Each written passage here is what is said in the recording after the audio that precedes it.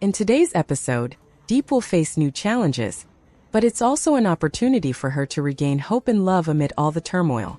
Let's watch together and share our feelings. Thank you at Danuta640 for your heartfelt compliment about the CEO.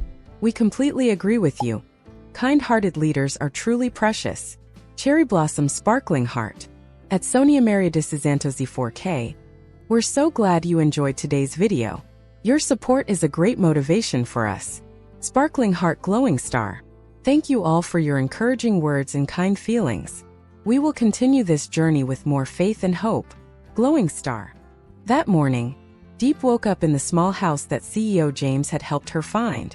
The fresh morning air streamed through the window, with soft sunlight casting streaks across the floor. She sat up, stretched her arms, and took in the tranquility around her. It was the first time in many years that she felt at peace after enduring so much pain. Although the house was old and modest for Deep, it was a safe place to start over. She got out of bed, changed into her old clothes, and went outside to care for the chickens that James had brought to her. Deep began by sweeping the yard and sprinkling food for the chickens. The simple task of tending to them made her forget her worries. She gently picked up fallen leaves, swept away the dirt and stones on the yard, and watched the chickens happily run around in the small garden. The sound of their clucking, the sight of them foraging for food, brought a sense of joy to her heart. For the first time in a long time, she felt that she was in control of her life again. Sitting on an old wooden bench, Deep smiled as she watched the chickens happily pecking at the ground. This rare peaceful morning in her life, filled with so much turmoil, felt like a blessing. She felt a lightness in her heart as if all the burdens of her past had disappeared. She whispered to herself, "Every day is a new opportunity. I won't let anything drag me down again." Her eyes sparkled with determination as she realized that this was her chance to rebuild. The past was behind her, and she had a future to look forward to. Deep's ex-husband sat in the dark house, his face flushed from drinking. The days of loneliness after Deep left him had driven him deeper into alcohol, and he could no longer find a way out. He sat alone, occasionally staring out of the window as if searching for something, but all he could feel was emptiness. Deep was gone, leaving him alone in the shadows of his past. The bottle was his only companion, offering no solace. The drunkenness blurred his perception of reality. His mind was consumed by thoughts of Deep and the days they had spent together. He couldn't accept that she had left him. Despite being heavily intoxicated, he decided to go out, hoping to find something of her. As he wandered down the desolate road, he mistook a man for Deep and rushed toward him. But the man, furious at being approached, struck him, knocking him out cold in the street. No one stopped to help. People simply walked by, ignoring his plight. He lay there vulnerable and alone. It wasn't until his mother arrived that someone came to his aid. She helped him to his feet, her heart heavy with concern. She promised to find Deep, hoping that if they reunited, things might change. But could these empty promises really change anything? His mother sat beside him, gently stroking his tangled hair, her eyes filled with tears. She couldn't understand how everything had gone so wrong. She remembered the days when he was full of hope and ambition, but now the darkness of his soul had consumed him. She whispered prayers, hoping that Deep could be the one to save him, even though she knew it might be too late. But despite everything, she still held on to a small hope that things could be mended. James, an ambitious and talented CEO, had once been proud of his ability to manage the company and oversee the development of a large hydroelectric project. However, things quickly spiraled out of control. When major investors suddenly pulled out, the project stalled. Workers lost their jobs, contracts were canceled, and legal problems mounted. James found himself on the brink of losing everything he had worked for over the past decades. He was accused of breaching contracts and mismanaging finances. The situation grew more tense as his company's debts piled up. Not only was his company in jeopardy, but James was also facing the risk of losing everything. Long sleepless nights, tense meetings with lawyers and partners, only added to his exhaustion. His health began to decline. He started experiencing headaches, dizziness, and prolonged coughing. Despite all this, he couldn't stop, as he knew that if he failed, not only would he suffer, but those around him would as well. With nowhere else to turn, James made the difficult decision to live temporarily at Deep's house, the one place he felt safest, even though their past was full of pain and betrayal. He needed a place to escape from creditors and also to recover his health. However, accepting this new reality was not easy for James. He felt like a failure, but deep inside, he still hoped that Deep would help him through this dark time. Could Deep accept him again, this time in the worst condition he had ever been in? Could there be a chance for their love to start over? He didn't have the answers, but he knew he needed to try. When James visited Deep, he felt exhausted and unwell. Although he tried to hide his weakness, Deep could see that his health was deteriorating. She was concerned, but James only smiled, trying to reassure her that it was just a cold.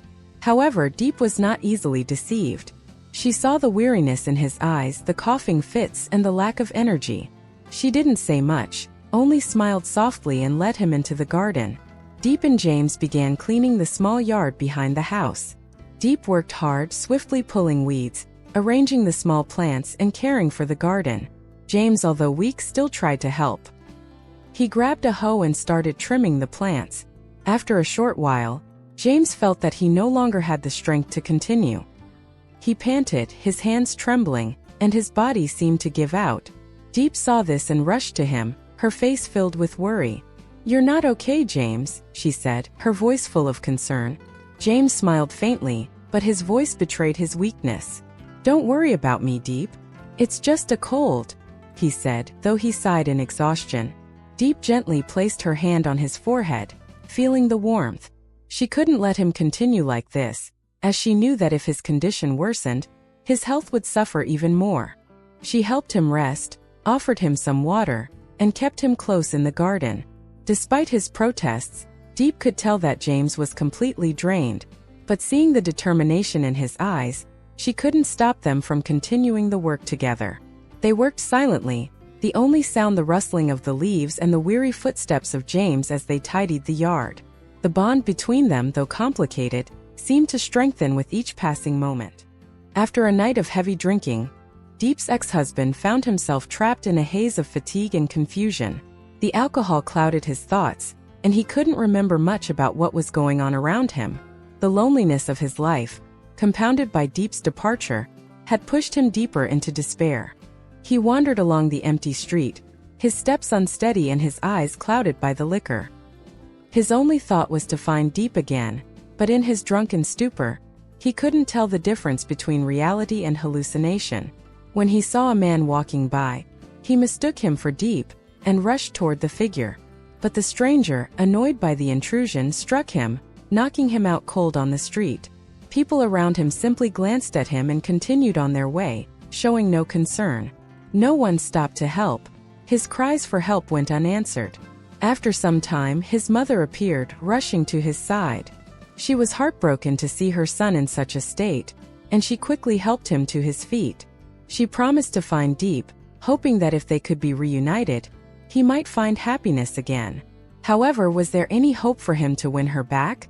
Or was it simply too late?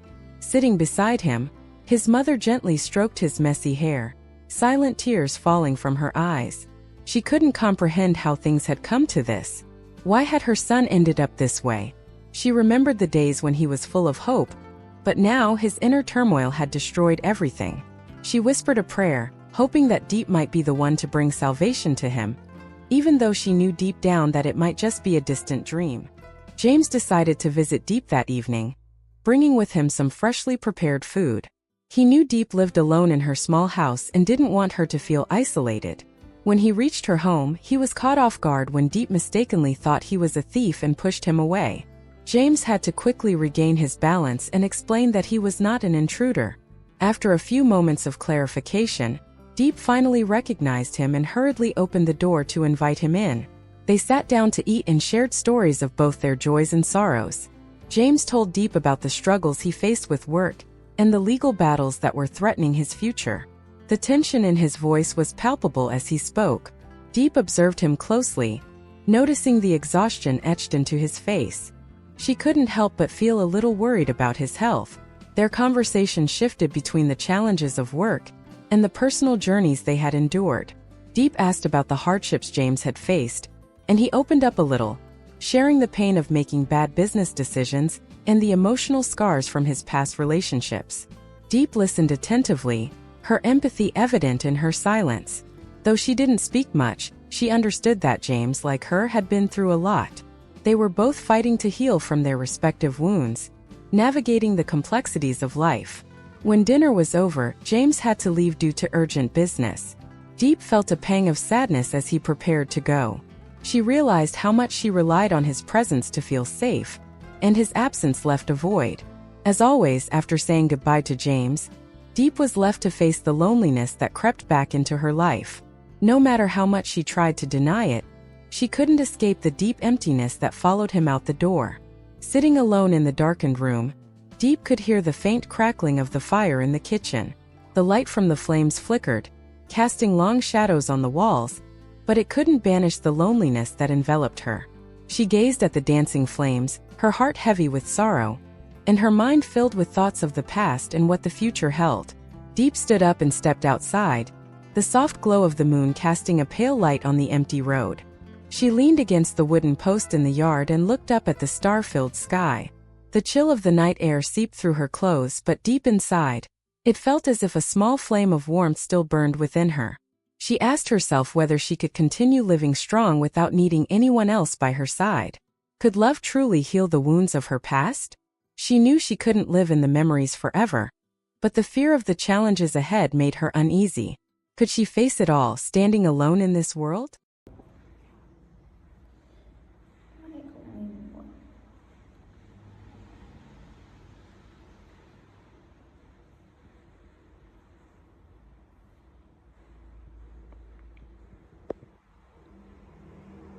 Bỏ cái này ra nhá.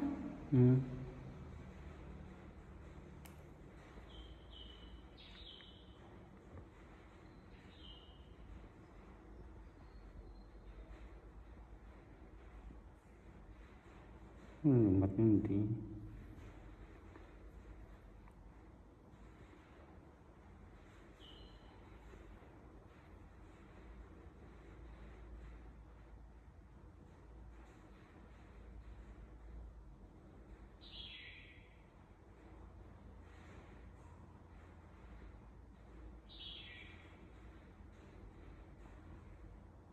Mọi người còn nói này nói kia đấy.